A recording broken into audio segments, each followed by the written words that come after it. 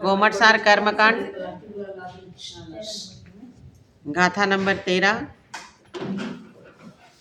पूर्व में अपन ने नाम कर्म के बारे में जाना था। अब गोत्र कर्म की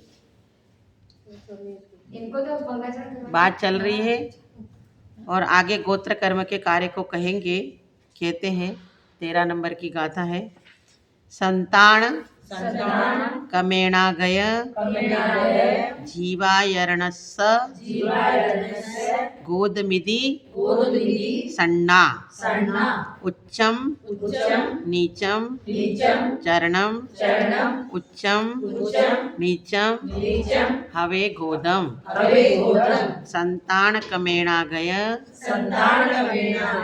जीवायरणस्स गोदमिदि सन्ना उच्चम नीचम चरणम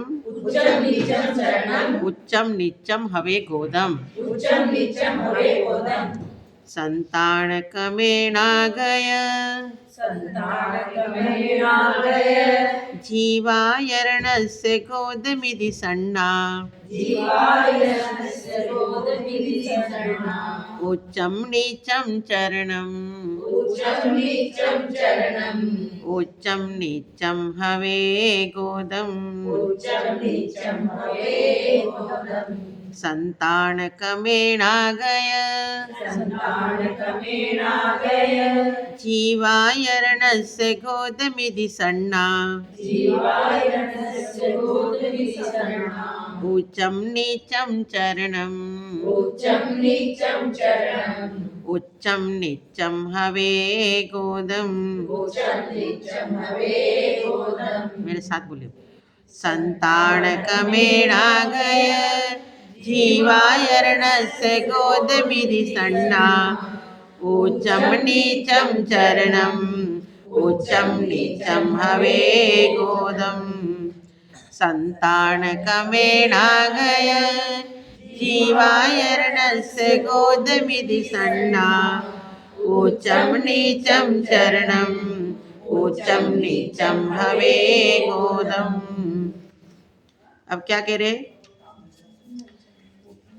गाथा का अर्थ ये है कि संतान कमेण आ गया, यानी संतान क्रम से आए गए। यानी अपन परंपरा से आते ना, दादाजी फिर पिताजी फिर बेटा फिर पोता, ये परंपरा होगी ना। तो संतान क्रम से आए गए जीवा यरणस्य, यानी जीव का आचरण, जीव का जो आचरण यानी उनकी जो क्रियाएं वगैरह होती है ना, आचरण। जैसे अपन ने जैन कुल में जन्म लिया, अपने में सप्त व्यसन नहीं करे जाते, अष्टमूल गुण का पालन करना, रात्रि में भोजन नहीं करना, पानी छान करके पीना, ये सब आचरण है ना। तो जीव का जो आचरण है वही गोदमिदि सन्ना, इसकी गोत्र संज्ञा होती है। और वो गोत्र संज्ञा उच्चम नीचम चरणम, उच्च आचरण होता है उससे उच्च गोत्र कहते हैं, और जो नीच आचरण होता है उसे नीच गोत्र कहते हैं। समझ में आ गया? संतान परंपरा क्रम से आए गए जीव के आचरण को गोत्र संज्ञा है, अर्थात नाम है। उच्च गोत्र और नीच गोत्र होता है, एक उच्च गोत्र होता है और एक नीच गोत्र होता है। जो उच्च आचरण से आता है उसे उच्च गोत्र कहते हैं, और जो नीच आचरण से होता है उसे नीच गोत्र कहते हैं। जैसे अभी पाप 5 है ना, तो अपने में तो करना ही नहीं है। ये शूद्र लोगों को करने का त्याग करता है। अपने को रात्रि में भोजन करने का उपदेश देना ही नहीं है। आपने तो जैन कुल में जन्म लिया है तो रात्रि में भोजन करना ही नहीं चाहिए। पर आज का काल ऐसा आ गया कि दारू पीने का भी नहीं पीने का भी उपदेश देना पड़ता है, अंडे मत खाना ये भी उपदेश देना पड़ता है। तो ये हमारे हुंडा सर्पिणी काल का प्रभाव है कि हमको ऐसा उपदेश देना पड़ता है। बाकी जिसने अच्छे कुल में जन्म लिया है उसको तो ये आचरण करना ही नहीं है। तो जो उच्च कुल में आचरण लेता है वो उच्च गोत्री कहलाता है, और जो नीच कुल में जन्म लेता है उसे नीच गोत्र कहते हैं। कुल की परिपाटी क्रम से चला आया, अर्थ देखो तुम्हारी किताब में ना, कुल की परिपाटी के क्रम से चला आया जो जीव का आचरण उसकी गोत्र संज्ञा है, अर्थात उसे गोत्र कहते हैं। उस कुल परंपरा में यदि ऊंचा उत्तम आचरण हो तो उसे उच्च गोत्र कहते हैं। यदि नित्य आचरण हो तो उसे नीच गोत्र कहा जाता है। जैसे कहावत है कि सियाल का एक बच्चा बचपन से ही सीनी ने पाला, वह सिंह के बच्चों के साथ ही खेला करता था। एक दिन खेलते हुए वे सब बच्चे किसी जंगल में गए। वहां उन्होंने हाथियों का समूह देखा। देखकर जो सिंह के बच्चे थे वे तो हाथी के सामने हुए, लेकिन वह सियाल जिसमें कि अपने कुल का डरपोक पने का संस्कार था, हाथी को देखकर भागने लगा। तब वे सिंह के बच्चे भी अपना बड़ा भाई समझ उसके साथ पीछे लौटकर माता के पास आ गए और उस सियालनी की शिकायत की कि इसने हमको शिकार से रोका। तब सिंह ने उस सियाल के बच्चे को एक श्लोक कहा जिसका मतलब यह है कि हे बेटा, अब तू यहाँ से भाग जा, नहीं तो तेरी जान नहीं बचेगी। सूरोसी कृतविद्योसी दर्शनीयोसी पुत्रकः यस्मिन् कुले त्वमुत्पन्नो गजस्तत्र न हन्यते। अर्थात हे पुत्र, तू सुरवीर है, विद्यावान है, देखने योग्य रूपवान है, परंतु जिस कुल में तू पैदा हुआ है उस कुल में हाथी नहीं मारे जाते। कुल का संस्कार अवश्य आ जाता है, चाहे वह कैसे भी विद्यादि गुणों कर सहित क्यों न हो, उस पर्याय में संस्कार नहीं मिटता है। क्योंकि कहीं भी अपन अच्छे संस्कार का आदमी कोई गरीब हो जाए, कोई गलत मतलब रास्ते में लग जाए, कोई गलत आदतें पड़ जाए, फिर भी उसके कुल परंपरा के अच्छे संस्कार उसके नहीं जाते। और जो नीच कुल परंपरा का है वो कितना भी अच्छा कार्य करेगा, पर कहीं न कहीं उसके उस कुल परंपरा के संस्कार आ ही जाते हैं। इसलिए आचार्यों ने कहा है कि अपनी कुल परंपरा के अनुसार जाति में शादी करना, अपने द्विजाति अंतर जाति शादी नहीं करना, क्योंकि अपने कुल के संस्कार आए बिना नहीं जाते। अब गाथा नंबर 14। अब आगे वेदनीय कर्म के कार्य को कहते हैं। अखाणम अनुभवनम वेयणीयम सुहसरुभयम साधम दुख स्वरूपमवसादम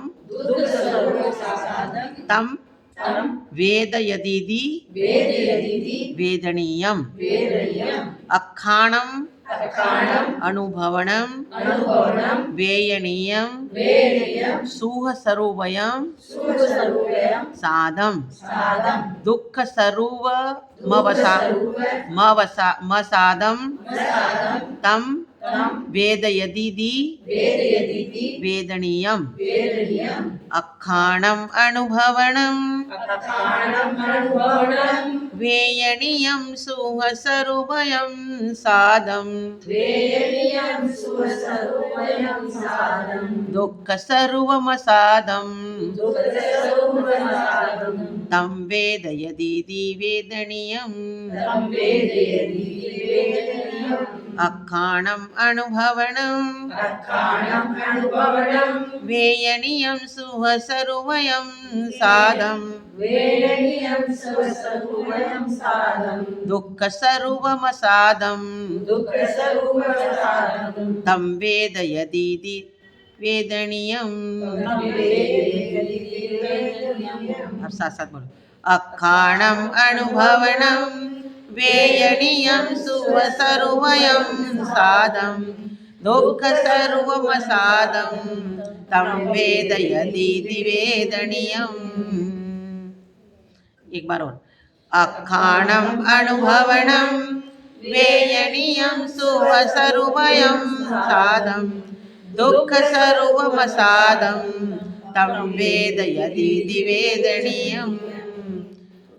तम इधर नहीं लेने का, तम इधर लेना, ठीक है। अब क्या कह रहे हैं यहाँ, वेदनीय कर्म का कार्य क्या होता है। वेदनीय कर्म सुख दुख नहीं देता है, वेदनीय कर्म सुख दुख का अनुभवन कराता है। वेदनीय कर्म को सुख दुख देना वेदनीय कर्म का काम नहीं है। वेदनीय कर्म का काम क्या है, अपने को अनुभव होता है। तो क्या कह रहे, अखाणम अनुभवनम, यानी अखाणम यानी अक्षय यानी इंद्रिय होता है। इंद्रियों के द्वारा अनुभवनम, अनुभवन कराना। हमने 5 इंद्रियां है, स्पर्शन, रसना, घ्राण, चक्षु और कर्ण या श्रोत्र। ये पांचों इंद्रियों के विषय है। कितने हैं? 27 कितने? 27 विषय है। स्पर्शन के 8, रसना के 5, घ्राण के 2, फिर कौन सी आएगी? चक्षु के 5 और कर्ण के 7, ऐसे सब मिला करके 27 विषय होते। कितने होते? 27। तो इंद्रियों के द्वारा जो अपना रूपादि का अनुभवन कराना, वो क्या है? वेयणीयम। वो क्या है? वेदनीय कर्म है। और सुह स्वरूप साधम, जो सुख का अनुभवन कराता है वो साता है, और दुख स्वरूप साधम, जो दुख का अनुभवन कराता है वो असाता है। वेद यदीदि वेदनीयम, जो वेदन कराता है, अनुभवन कराता है, उसे वेदनीय कर्म कहते हैं। सबका ऐसा अर्थ है, जो वेदन कराता है वो वेदनीय कर्म, जो मोहित कराता है वो मोहनीय कर्म। सबका ऐसा ही होता है, ठीक है। तो इंद्रियों के द्वारा अपने रूपादि विषयों का अनुभवन कराना वेदनीय है, सुख स्वरूप साता है और दुख स्वरूप असाता है। उसका अनुभवन कराना, वेदन कराना वेदनीय कर्म का कार्य है। समझ में आ गया क्या? इंद्रियों के द्वारा, गाथा अर्थ ये हो गया, इंद्रियों के द्वारा अपने रूपादि विषयों का अनुभवन करना वेदनीय है, उसमें सुख रूप अनुभवन करना सातवां वेदनीय कर्म का कार्य है, और दुख स्वरूप से अनुभवन कराना असाता वेदनीय का कर्म है। अर्थ, इंद्रियों के अपने अपने रूपादि विषय का अनुभवन करना वेदनीय है, उसमें दुख रूप अनुभवन करना असाता वेदनीय है, और सुख रूप अनुभवन करना साता वेदनीय है। उस सुख दुख का अनुभवन जो करावे वे वेदनीय कर्म है। समझ में आ गया? गोत्र कर्म किसे कहते हैं और वेदनीय कर्म किसे कहते हैं। अब कर्म का उल्टा क्रम दिया, आयु कर्म दिया सबसे पहले, फिर नाम कर्म दिया, फिर गोत्र दिया, फिर वेदनीय दिया। तो अगातिया कर्म पहले बता दिए। अब घातिया कर्मों का वर्णन करेंगे, और घातिया कर्म में सबसे पहले 2 आवरण कर्म है। कौन से है? ज्ञानावरण और दशावरण। तो गाथा नंबर 15 में उन आवरण कर्मों को बताते हैं। आगे आवरण का क्रम दिखाने के लिए पहले जीव के कुछ प्रधान गुणों को बताते हैं कि जीव के गुण कौन से हैं। उन बताते हैं, अथम देखिय जानदी पच्छा सद्धहदी सत्तभंगी इति दंसणम च नाणम सम्मत्तम होन्ति जीवगुणा। अथम देखिय जानदी पच्छा सद्धहति सत्तभंगी इति दंसणम च नाणम सम्मत्तम होन्ति जीवगुणा। अथम देखिय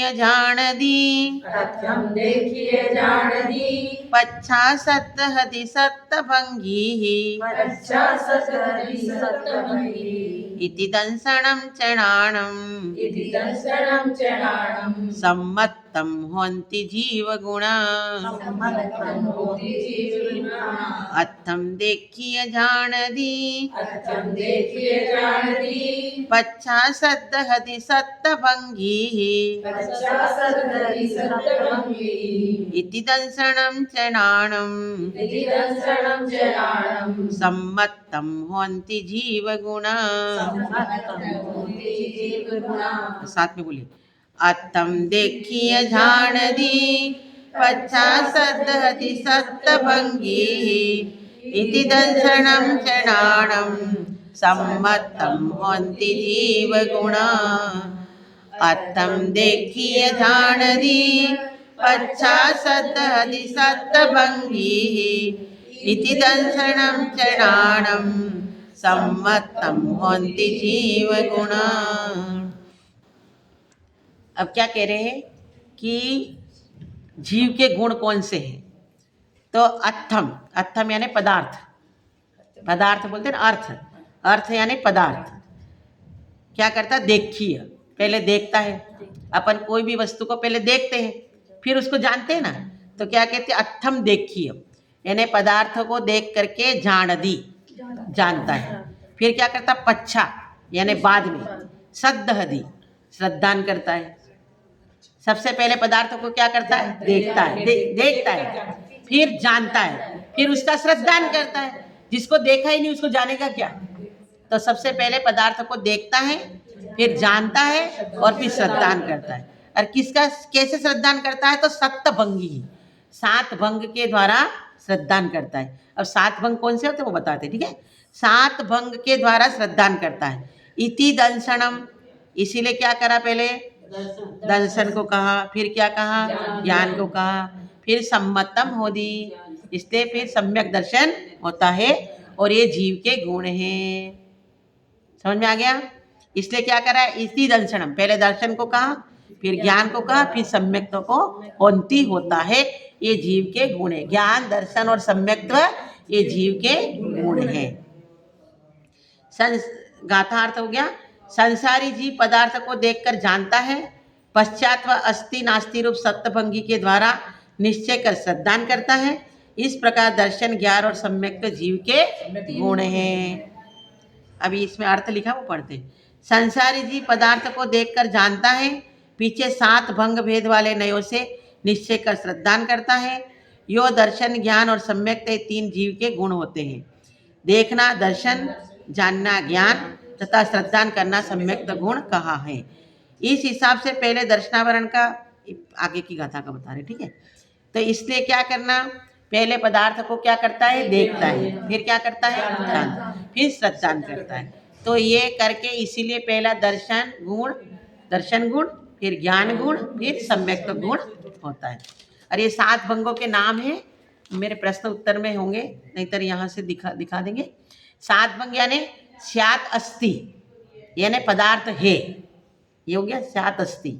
फिर स्यात् नास्ति, पदार्थ नहीं है, क्या हो गया, एक तो पदार्थ है यानी स्यात्, यानी कथनचित पदार्थ है। फिर स्यात् शब्द का अर्थ था कथनचित, स्यात् पदार्थ नहीं है। अब क्या, स्यात् अस्ति नास्ति, कथनचित पदार्थ है भी सही और कथनचित पदार्थ नहीं भी है। फिर स्यात् अवक्तव्य, कथनचित अवक्तव्य यानी कह नहीं सकते, है तो सही, नहीं भी है पर कह नहीं सकते। फिर क्या कहते हैं, स्यात् अस्ति अवक्तव्य, है पर कह नहीं सकते। अभी यहाँ 10 औरतें बैठी है, पर मैं तो क्रम से ही बोलूंगी ना, एक साथ कैसे बोलूंगी, तो ये अस्ति अवक्तव्य। फिर स्यात् नास्ति अवक्तव्य, नहीं है पर बोल नहीं सकते, कौन कौन नहीं है, कितने लोग नहीं है, तो क्रम से ही बोलेंगे ना, एक साथ नहीं बोल सकते। ऐसे स्यात् अस्ति नास्ति अवक्तव्य, है भी सही नहीं भी है पर बोला नहीं जा सकता। जैसे उदाहरण बताया, जैसे अपन कोई बीमार होता है व्यक्ति, अब आपने उसको मिलने गए और आपने जा करके पूछा कैसा है, तो वो क्या बोलेगा, किसी अपेक्षा से ठीक है ना। फिर पूछेगा ठीक है, किसी अपेक्षा से ठीक भी नहीं है, किसी अपेक्षा से कुछ ठीक भी है, कुछ ठीक नहीं भी है, कुछ कह नहीं सकते, अवक्तव्य हो गया। फिर कहते कुछ ठीक भी है पर कह नहीं सकते, कुछ ठीक नहीं है पर कह भी नहीं सकते, कुछ ठीक भी है कुछ नहीं ठीक भी है पर कह नहीं सकते हैं। तो ये सप्तभंग हो गए। कोई भी 3 पदार्थ होते हैं तो उसके 7 भंग बन सकते हैं। इसमें क्या है, अस्ति, नास्ति और अवक्तव्य, ये 3 पदार्थ है। तो कोई भी 3 चीज के अपन 7 भंग बना सकते हैं। जैसे 3 व्यक्ति है तो तीनों के अलग अलग बन गया, 1 2 3 हो गए ना। फिर एक के साथ इसको, एक के साथ इसको, एक के साथ इसको, और एक साथ तीनों मिला करके तो 7 भंग बन जाएंगे। समझ में आ गया? कोई भी चीज को, हमारे पास कोई भी चीज को 3 चीजें तो उसके साथ। और हमारा जैन धर्म जो आर्हत मत, क्या बोलते हैं अपने मत को, आर्हत मत, अरिहंत भगवान के मत को बोलते आर्हत मत। जैसे बौद्ध होते हैं, जर्मनी होता है, चारवाक होता है, न्यायिक होता है, वैशेषिक होता है, ऐसे अपने धर्म को आर्हत मत बोलते। क्या बोलते हैं? आर्हत, आर्हत, अरिहंत के मत को आर्हत मत बोलते हैं। अपने को जैनियों के नाम से कोई नहीं जानता है, आर्हत मत के नाम से ही जानते। तो हमारे अरिहंत भगवान का जो मत है वो आर्हत मत, बुद्ध को मानने वाला बौद्ध मत, चारवाक को मानने वाला चारवाक मत, तो ऐसे सबको अलग अलग, न्याय को मानने वाला न्यायिक मत। तो इस प्रकार अपने सप्त भंगों के द्वारा हमारे जैन धर्म का प्रचार प्रसार और उसके सिद्धांतों से हम, हमारे कोई भी मत हमारा काट नहीं कर सकता है। किसके द्वारा? इसलिए कोई हमको बोलते हैं कि तुम्हारे को खुद कोई विश्वास नहीं है। अपन लोग वेद को नहीं मानते ना, वेद को नहीं मानते, वेद होते हैं ना इनके 4 वेद, तो उसको नहीं मानते, तो वो अपने को नास्तिक बोलते हैं। अन्य मत वाले अपने को क्या बोलते हैं? नास्तिक बोलते हैं कि तुम जो वेद को मानता है वो आस्तिक और जो वेद को नहीं मानता है वो नास्तिक। पर ऐसा नहीं है, इस सब का निराकरण करने के लिए आचार्य ने सप्तभंगों के द्वारा, ये आपको पता हो तो अकलंक निकलंक जब बौद्ध मत के वहाँ नालंदा पढ़ने गए ना, तब वो ये वाला चैप्टर पढ़ा रहे थे। कौन? बौद्ध मत के गुरु। तो ये क्या करे, 7 शब्द को भूल गए। क्या करे? भूल गए। अब वो पढ़ाने लगा तो नास्ति अस्ति ये सब लिख दिया, पर उसको अर्थ नहीं लगा, उससे अर्थ नहीं लगा। तो उसने कहा कल पढ़ाएंगे। क्या करा? कल पढ़ाएंगे। अब कल पढ़ाएंगे तो उसको जो अकलंक था ना, उसको तो जैन धर्म का सब ज्ञान था और वो एक पाठी थे, तो उसको पता लग गया कि ये सर को आता नहीं है, ये भूल गए। तो उसने क्या किया, जैसे स्कूल पूरा हो गया ना, तो वहां जाकर के 7 शब्द लगा दिया। फिर दूसरे दिन गुरुजी पढ़ाने आए तो उनको शब्द अर्थ लग गया। फिर उनको ये समझ में आया कि यहाँ कोई जैन धर्म का मानने, आर्हत मत को मानने वाला कोई यहाँ पढ़ता है, और ये बदला किसने, और उसी से उनको पकड़ा और उनको पकड़ करके निकलंक को अपनी बलि देनी पड़ी। ये इससे पकड़ा गया।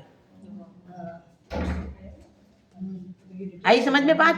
क्योंकि 7 शब्द कथनचित, अभी जैसे अपना जो अरहंत मत है उसमें तुम किसी अपेक्षा से माँ भी हो, यदि 7 शब्द नहीं लगाएंगे तो तुम माँ ही हो, तो फिर पत्नी कैसे बनोगी, किसी की चाची कैसे बनोगी, किसी की बुआ कैसे बनोगी, किसी के लिए दुश्मन कैसे बनोगे। इसलिए 7 यानी कथनचित, किसी अपेक्षा से। क्या हो गया 7 शब्द का अर्थ? कथनचित यानी किसी अपेक्षा से माँ भी है, सासू भी है, पत्नी भी है, चाची भी है, माँ भी है, बुआ भी है, मौसी भी है, दुश्मन भी है, मित्र भी है। तो ये इस 7 शब्द का बहुत बड़ा अर्थ होता है। उससे ही हमारे जैन धर्म की जीत होती है। और अकलंक ने बहुत अच्छा, जो अष्टानी का पर्व में एक बौद्ध धर्म की पत्नी थी राजा की और एक जैन धर्म की थी, उसने अष्टानी का व्रत किया तो बोले पहला व्रत मेरा निकलना चाहिए, बौद्ध धर्मी वाली थी, मोला निकलना चाहिए। फिर अकलंक देव ने इसको जीत करके बौद्धों के विवाद में फिर अष्टानी का पर्व में जैन धर्म का रथ निकाला। इसलिए हमारे इस सप्त ये ना अपने को आना चाहिए, नहीं समझ में आए तो फिर से पढ़ाएंगे, ठीक है। तो ये सप्तभंग के द्वारा अपने पहले दर्शन होता है, फिर ज्ञान होता है, और सप्तभंगों के द्वारा कथनचित, श्यात यानी कथनचित किसी अपेक्षा से। तो इसलिए पहले पदार्थ को देखते हैं अपन, जैसे ये पुस्तक को हमने देखा, फिर उसके बारे में मैंने ज्ञान प्राप्त किए, फिर हम उसके प्रति श्रद्धा कर सकते हैं। इससे आगे कह रहे कि ये कैसे श्रद्धान करता है, तो गाथा नंबर 16 इस हिसाब से पहले दर्शनावरण का पीछे ज्ञानावरण का उल्लेख करना चाहिए था, परंतु वैसा न करके पहले ज्ञानावरण का उल्लेख किया है। सो क्यों? इसका उत्तर देने के लिए ही इन जीव गुणों के आवरण का जो क्रम शास्त्र में कहा है उसे युक्ति पूर्वक बताते। मतलब स्वयं आचार्य ने प्रश्न पैदा किया कि आप कह रहे पहले दर्शन होता है, फिर ज्ञान होता है, फिर सम्यक तो होता है, तो सबसे पहले दर्शनावरण को कहना चाहिए था, तो आपने ज्ञानावरण को क्यों कहा? पहले ज्ञानावरण को क्यों बताया? पहले दर्शनावरण को बताना चाहिए था, फिर ज्ञानावरण को बताना चाहिए था। तो उन्होंने कहा ये क्रम ऐसा क्यों रखा है, उसके लिए आगे का गाथा नंबर 16 में बता रहे। अब्ब रही दादू पुब्बम नाणम तत्तो ही दंसनम होदी सम्मत मदो वीरियम जीवाजीव गदमिदि चरिमे।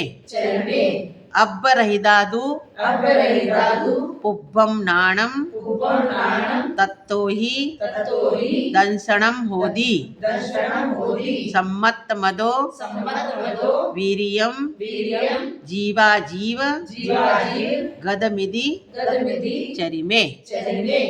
अब्ब रहिदादु पुब्बम नाणम तत्तो ही दंसनम होदी सम्मत मदो वीरियम जीवा जीव गदमिदि चरिमे। अब्बरहिदातुपूर्वं नाणं तत्तो हि दर्शनं होदि सम्मतमदो वीर्यं जीवा जीवगदमिति चरिमे। अब साथ बोलो। अपरहिदातुपूर्वं नाणं तत्तो हि दर्शनं होदि सम्मतमदो वीर्यं जीवा जीवगदमिति चरिमे। अपरहिदातुपूर्वं नाणं तत्तो हि दर्शनं होदि सम्मतमदो वीर्यं जीवा जीवगदमिति चरिमे। अब क्या करें? अब्बरहिदादु यानी पूज्य होने से। ज्ञान क्या है? पूज्य है। पूज्य होने से और प्रधान होने से पुब्बम नाणम, पहले ज्ञान को रखा है। एक क्रम बता रहे कि पहले ज्ञान को क्यों रखा है। तो ज्ञान क्या है? पूज्य है और प्रधान भी है, इससे पूर्व में ज्ञान रखा। फिर क्या रखा? नाणम तत्तो ही पुब्बम, पहले ज्ञान को रखा, फिर क्या रखा? तत्तो ही दर्शनम होदि, उसके बाद दर्शन को रखा। अब आपको बताना पड़ेगा 8 कर्मों का क्रम ऐसा क्यों दिया गया है, तो ये आपको बताना पड़ेगा। पहले क्या हो गया? ज्ञान पूज्य है और प्रधान है, इसलिए उसको पूर्व में कहा गया। फिर उसके बाद दर्शन को, दर्शन होता है इसलिए दर्शन को रखा। फिर क्या? सम्मत दो वीर्यम, सम्यक यानी वीर्य, शक्ति रूप। पहले सम्यक तो को कहा क्योंकि बाद में श्रद्धान करता है ना, इसलिए सम्यक को कहा। फिर वीर्य, वीर्य यानी अनंत वीर्य बोलते ना, अनंत दर्शन, अनंत ज्ञान, अनंत वीर्य, अनंत सुख, अनंत वीर्य ऐसे बोलते ना। तो फिर अनंत वीर्य क्यों रखा? तो जीवा जीव गदमिधि, वीर्य जो होता है वो जीव में भी पाया जाता है और अजीव में भी पाया जाता है, इसलिए उसके बाद में किसको रखा? वीर्य को रखा है। समझ में आ गया क्या? पूज्य होने से और प्रधान होने से पूर्व में ज्ञान, उसके पश्चात दर्शन होता है, उसके बाद सम्यक तो होता है और उसके बाद वीर्य को, और क्योंकि जीव अजीव दोनों में पाया जाता है इसलिए वीर्य को रखा है। पूज्य होने से ज्ञान को पूर्व में कहा, उसके बाद में दर्शन कहा और उसके बाद सम्यक्त्व को कहा। वीर्य शक्ति रूप है, वह जीव और अजीव दोनों में पाया जाता है, अतः उसे सबसे अंत में कहा है। यह घातिया कर्म का अनुक्रम कहा। किसका कहा? क्या क्या? ज्ञानावरण, दर्शनावरण, मोहनी और अंतराय। तो ज्ञानावरण के नाश से क्या होता है? अनंत ज्ञान। दर्शनावरण के नाश से अनंत दर्शन। फिर मोहनीय कर्म के नाश से सम्यक्त्व और अंतराय के नाश से अनंत वीर्य प्रकट होता है। जैसे बोलते हैं अनंत ज्ञान, अनंत दर्शन, अनंत सुख, अनंत वीर्य। तो ये चारों क्रम घातिया कर्म की अपेक्षा से बताया है। यह अर्थ पुस्तक में लिखा है। आत्मा के सब गुणों में ज्ञान गुण पूज्य है, इस कारण से सबसे पहले ज्ञान को कहा है, क्योंकि व्याकरण में भी ऐसा नियम है कि जो पूज्य उसके पहले कहना, उसके पीछे दर्शन कहा है और उसके बाद सम्यक्त्व को कहा है। तथा वीर्य शक्ति रूप है, वह जीव और अजीव दोनों में पाया जाता है।